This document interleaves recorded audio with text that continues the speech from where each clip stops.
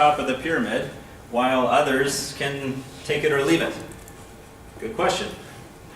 I think we're constantly trying to understand this, and so this slide attempts to break it down into, biology. Okay, genetics do seem to play a part. We have certain theories we're working on. Maybe some people are worse at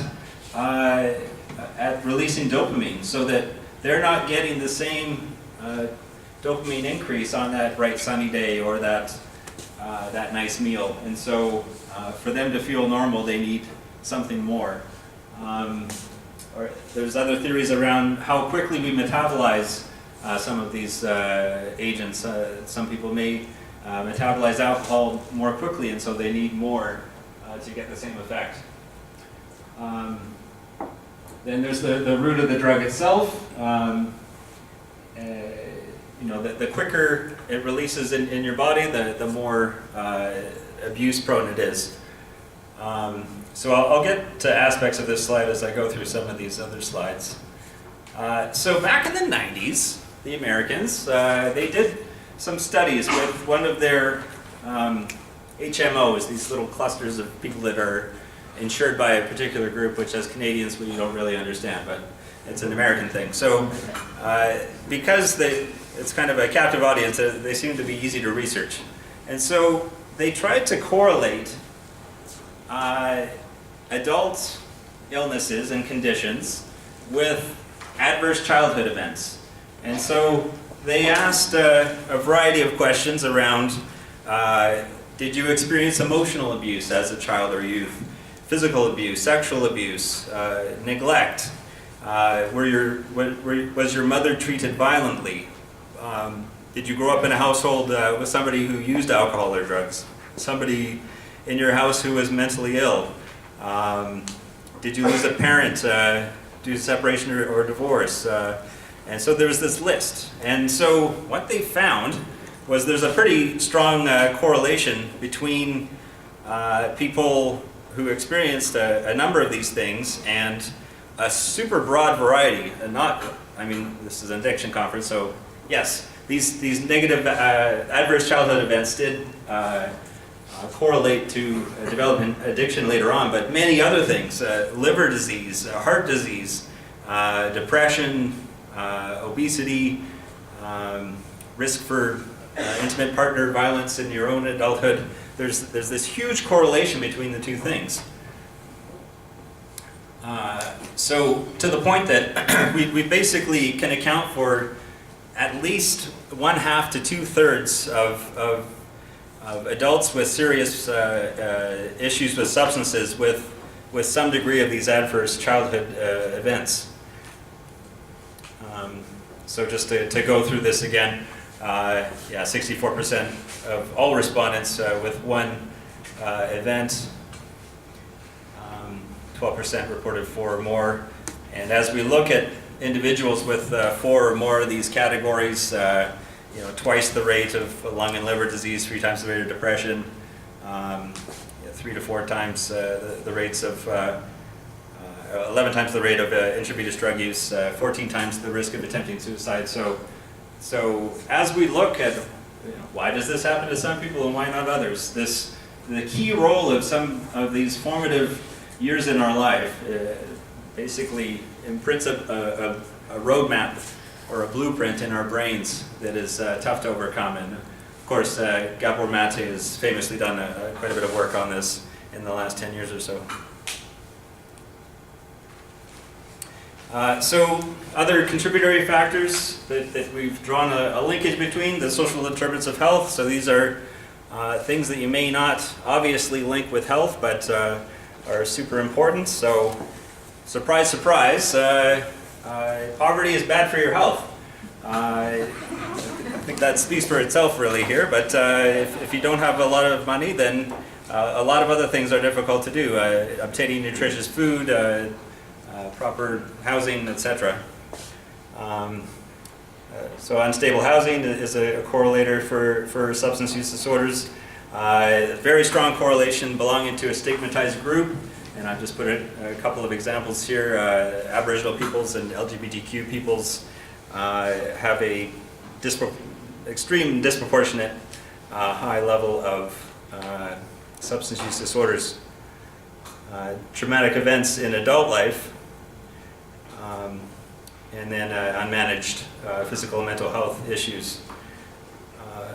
So some protective factors are basically the opposite of all these things. If we can have positive adult role models as we're children, if we're well housed, well fed, if we're free from discrimination and bullying, if we have a close circle of friends that we feel understand us and we're connected with and we can feel safe with and engage in healthy activities, then people who fall into that camp seem to have a statistically less chance of developing substance use disorders. So, again, super high notes here. I could talk for about 5 hours on all this stuff, but I'm just trying to do little dives here. So this slide is just basically commenting that, you know, this didn't come out of nowhere. This is not our first rodeo of handling a substance crisis. This is very much what we're dealing with right now, but those of us who can remember far enough back in the early 2000s, illicit oxycodone was probably the predominant issue, and this is partially related to overprescribing. And Purdue Pharma, I think it's been settled in court, so I'm probably not liable to say that Purdue Pharma were liars, and they told us that oxycodone was non-addictive and safe to prescribe, and they're liars. There, I said it. And back in the 90s, crystal meth was very much the drug crisis of the day, and we don't talk about it as much, but thank you very much. Crystal meth is very much still a great big problem. The usage and addiction rates to crystal meth are the same as they ever were, and it's probably the leading cause of psychosis still, and so it hasn't gone away. And before that, of course, crack cocaine in the 1980s, and we can draw a line far further back of issues, but yeah, this is the first drug crisis to hit us. And so, I guess, you know, my main thesis, but the main thing I'm trying to drive home here is that there's really two distinct campaigns. First of all, and the thing that I think occupies a lot of our time and effort here, is we just have to keep people from dying, and whatever it takes to do that. So this is, and I'll get into it with quite a bit of detail, but this drives a lot of our treatment, distribution of naloxone, and we just want the dying to stop. But we also need to ask these important questions of why are people developing these addictions in the first place? What are the roots of that, and how do we turn that ship around? And that is a far more difficult problem than even the first one is. That's around, and I'll get to this later, but those social determinants of health that I was speaking of. Thank you for the water, Alex.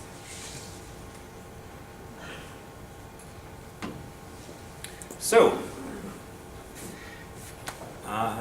last year, BC is, I'm just going to show off about BC a little bit here. I think we're a bit privileged to live in this province where we've done some of the most progressive, proactive work in addressing opioid use disorder, where nationally they just released a national guideline for opioid use disorder, I think last month, and to be honest, it's just kind of like cut and paste the BC one, because we really did all the heavy lifting with it, and of course the world is looking at that. So this clinical management guideline was released, and I'm going to go through it in maybe a bit more detail than you cared about, but I'm going to do that because I think it's important to understand what's going on behind the decision makers and behind the clinicians when we say the things that we say, and hopefully dispel perhaps some disinformation. So this is the overview of treatment options that the guidelines suggest for us. And I'll kind of go through it piece by piece here. So the first sort of section here is around withdrawal management. So, I mean, I've been practicing for 15, 20 years, and for a long time, withdrawal was a pretty basic part of treating people with opioid addictions. You went in, you tried to get clean, then you went out in the real world, and hopefully you stayed clean, and if you didn't, then we would try it again, in addition to other therapies. But it was very much a mainstay.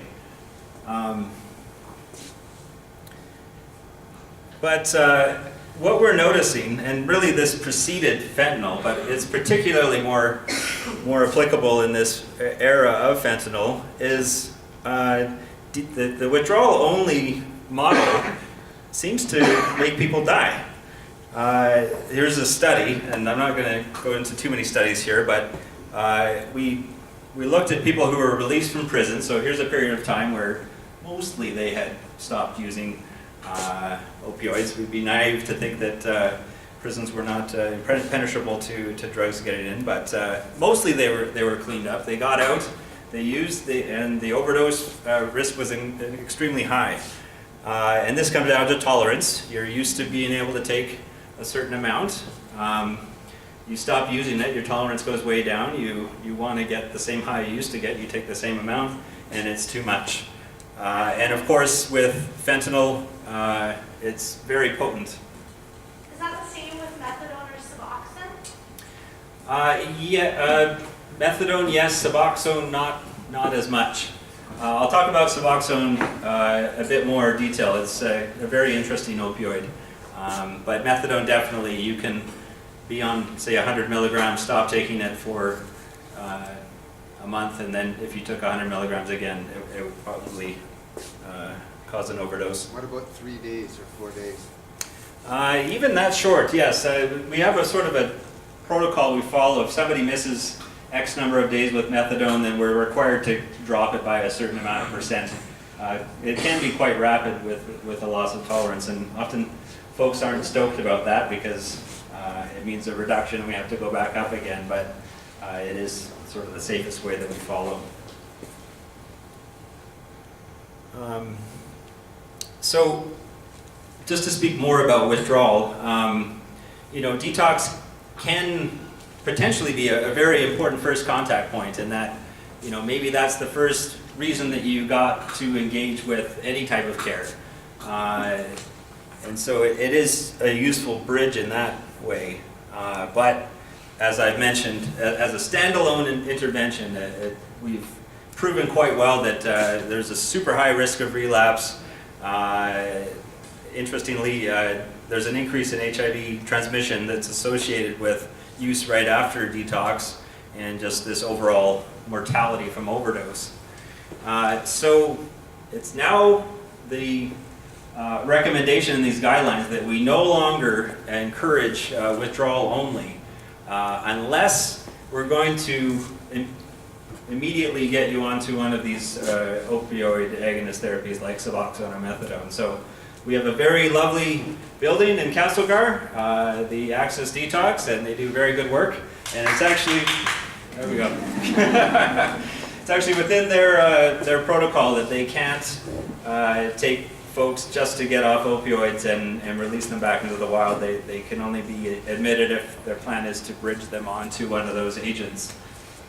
Now, I'm sure anecdotally, and myself included, know people that sweated it out in friends' basements for 2 weeks, started going to NA meetings, got wrapped around care and support, and 6 months later they're happy, joyous, and free, and doing quite well, thank you very much. And I think that's great. I don't think that the guidelines should be so ironclad that we should say that can't happen. But what I don't have is a good screening tool to see who's going to be successful if they try that route. So at the end of the day, I'm going to say, it's pretty risky. I'd probably still suggest that you get on one of these other agents, but I don't want to totally dismiss that there isn't value or people haven't been successful with that other approach I just mentioned.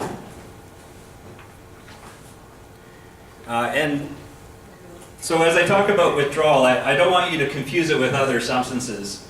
We still use withdrawal and detox quite a bit for people with stimulant use disorders, crystal meth, cocaine, and alcohol. You can reasonably safely get off alcohol as long as it's sort of medically managed, and then be sober for a couple weeks and then start drinking again. And you're not going to die in the same way as with these opioids. So I don't want to confuse the two. Residential treatment, it's been a popular treatment method for a long time for a variety of addictions. And so specifically, when we're looking at opioid use disorder, a lot of this is sort of clinical gobbledygook that may not be of interest, but this just basically means that we don't have a lot of evidence. It hasn't been very well studied about how useful residential treatment is for opioid addiction. And those studies we do have are quite outdated. But we do know that without OAT, or pretty much full stop, the relapse risk of going into residential treatment for opioid addiction and being discharged, your relapse risk is quite high. I mean, this one study says 1 in 10 will make a good go of it, and 9 out of 10 may relapse within the first year. And so if you are not being bridged to something like Suboxone or methadone, then once again, there's that very clear and present danger of overdose. Remind us what OAT is? OAT, thank you. They're good for you. Opioid agonist therapy. It's been called a bunch of things over the years. Maintenance therapies, opioid replacement therapies, opioid substitution therapies, and so this is just the latest flavor. And wait another year and we'll call it something else, I guess. Is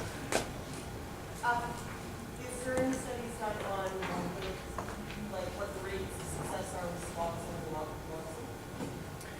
and naloxone? Yes. In relation to residential treatment? Well, you just said there was no studies that talk about residential treatment. That so you're saying you don't have rates on it. Right. Oh, like residential treatment plus Suboxone? Oh, okay. Yeah, no, there's quite a few studies on OAT. I'm talking specifically about residential treatment that there's not a lot of good research on. So my point with this slide is that residential treatment can be useful. I mean, I think it's good to push the pause button or the get the hell out button and out of your life and kind of experience normalcy. It can be a good bridge to get to some of these deeper issues, but it is dangerous to do residential treatment only without starting on one of these drugs like Suboxone and methadone. So, agonist therapies. Agonists are, there's these receptors and the drug, and it's like a key in a keyhole. So when things fit together well, it's an agonist. If things are blocking it, then it's an antagonist. So why we call these agonist therapies is we have these opioid receptors, and they're used to being tickled with morphine or fentanyl or heroin, and so we use something else like methadone or Suboxone to tickle those receptors and stabilize people. So I'll go over methadone and Suboxone here since they're the most commonly prescribed. Methadone's been around since the 50s, really. Vancouver is one of the first places to use it. I think it started in the UK. And it's this really long-acting drug that you only need to take once a day, and it basically lives in those receptors during that day. There's some problems with inconsistency in how people metabolize it. Some people metabolize it faster, so they feel like they're running out at about 20 hours, and they have that daily experience of being dope sick for a few hours. Other people, it seems to last longer, so we have a bit of trouble finding the right dose. And so the new kid on the block is this buprenorphine naloxone. Yes? Do you differentiate between methadone and methadose? Sure. So methadone was the drug that we used in BC for decades. It was somebody's bright idea, I think about 5 years ago, that we should change the formulary, and I'm still not sure if it's a financial thing or the pharmacy association wanted to use it, but it's a different formulation of the drug, and so methadose is what we give folks now. The big complaint amongst people who use methadose is that the thing I was talking about, not lasting as long, the sort of 20-hour experience. So we've had to go higher on the dose, and even that doesn't seem to work as well. So there's actually talks in ministry right now about bringing back the old methadone for use, so that we can, the clinician can at least have that decision on which one to prescribe. Concentration. Yes, it's a 10 to 1 concentration, so it's a lot smaller. Yeah. Would the negative side effects that are associated with opiate use, kind of like profuse sweating and stuff like that, does that apply to methadone and methadose as well? Definitely. I think that's probably, there's quite a long list of potential side effects from methadone, but I think most folks will talk about the sweating, the difficulty sleeping, you know, some dysphoria, some emotional flattening. Yeah. So for some people, methadone's a great choice. They feel great on it, they've stabilized, they've stopped using other agents, and for other people, it's not doing the trick. The other problem with methadone is that you can still use other opioids on top of it. So if you're really looking for that high, methadone isn't going to cut it, but you can use some fentanyl and you can still get that high off of it. It's not as much, but you still get a high off it. And that's a whole other conversation around receptor affinity and whatnot. But so buprenorphine naloxone, aka Suboxone, is the new kid on the block. The reason why it has naloxone in it, this is an antagonist. So it's taken under the tongue and it's dissolved into the bloodstream. That's how it's absorbed. But if you were to crush it up into a powder and inject it, the naloxone part of it would actually reverse the effect of it, putting you in instant withdrawal. So whereas with methadose, honestly, creative people actually could think of a way to inject it. So it's a bit more abuse-proof of an agent. So the reason why Suboxone is cool is this sort of effect versus dose. And I'm trying not to get too boring here. So if you keep going up and up on your dose of methadone, you can actually overdose on methadone. Suboxone seems to have this, what we call a ceiling effect, that for the first few dose increases, it increases its effect, but after a while, no matter how much more Suboxone you get, they can have double, triple the dose. It actually is pretty much overdose proof.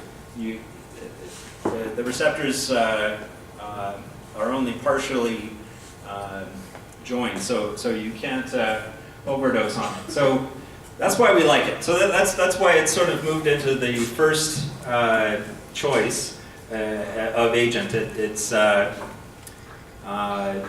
much harder to abuse. Folks can get carries, so they don't have to show up to the pharmacy every day. They can get a week at a time, 2 weeks at a time. They can, go up, do their job up at camp in the north or whatever. And we, as prescribers, we feel a lot more comfortable giving out Suboxone. The other point I wanted to make about it is that it's a very sticky drug. It really sticks to those opioid receptors in a way that even if you used fentanyl, it wouldn't be able to kick out the Suboxone. The fentanyl would, actually I've got a nice little animation here that's going to highlight that. I didn't make this, by the way. Somebody more smart than me did. So here we have a opioid receptor.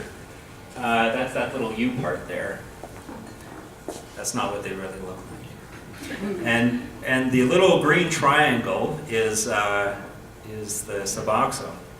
So you take some Suboxone, put it under your tongue, it absorbs into your bloodstream, and it finds the receptors, and there it joins. And it joins partially so that the brain gets a bit of dopamine from it. So it's like, okay, everything's cool. I'm fine. I'm not on withdrawal. Like I'm normal. I'm all right. So there's partial activation. And then say said person, because I mean habits are tough to break. You're like, you know what? Normal's a drag today. I would rather feel a bit high from an opioid. So said person finds some fentanyl or heroin and uses it. And for the sake of argument, that's the red circle. And so it goes into the bloodstream. No, wait. No, that's not right. What the hell? Sorry. It was supposed to bounce off. Yeah. This thing used to. Oh, did it? Okay. All right. Yeah. So basically, it's going to bounce off the. Okay. Oh, my thing is delayed. I gotcha. So yes. So the heroin won't be able to go onto the receptor because the Suboxone is so sticky. So this is good. I mean, we like it as prescribers because we feel good that folks that are on Suboxone are protected from fentanyl. It's almost like, you know, immunizing people against overdose, and that if they're on Suboxone, it doesn't matter how much fentanyl they might take, they're basically protected from overdose. They can choose not to take their Suboxone. But they can choose not to take their Suboxone, absolutely. Although Suboxone has a super long half-life, so honestly it's still around even if they miss 1 day or 2 days. So it's still, yeah, it's useful in that way.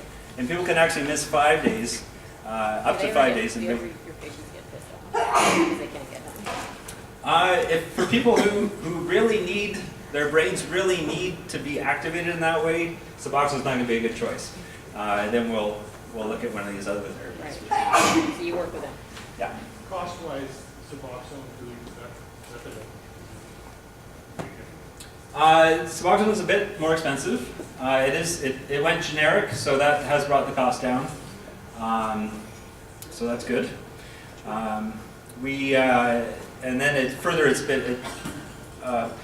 part of the formulary for people on assistance and disability, so it's free for them.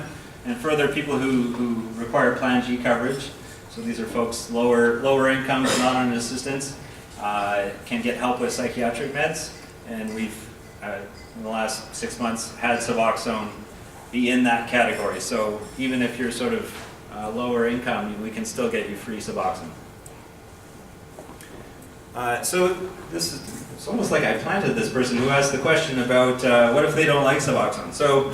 So there are other therapies that we use. So say you're somebody that, and I see them, that are not happy with this idea where they can't get a euphoric high off of something.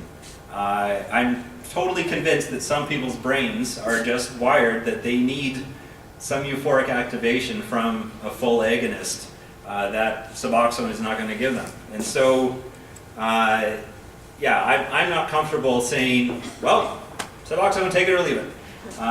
If you don't take it, you know, you're at risk of all the perils of using fentanyl again. So what we're starting to do is look at other treatments. And so this is this third box here, you know, specialist-led alternative approaches. In that they're usually only used by addiction specialists.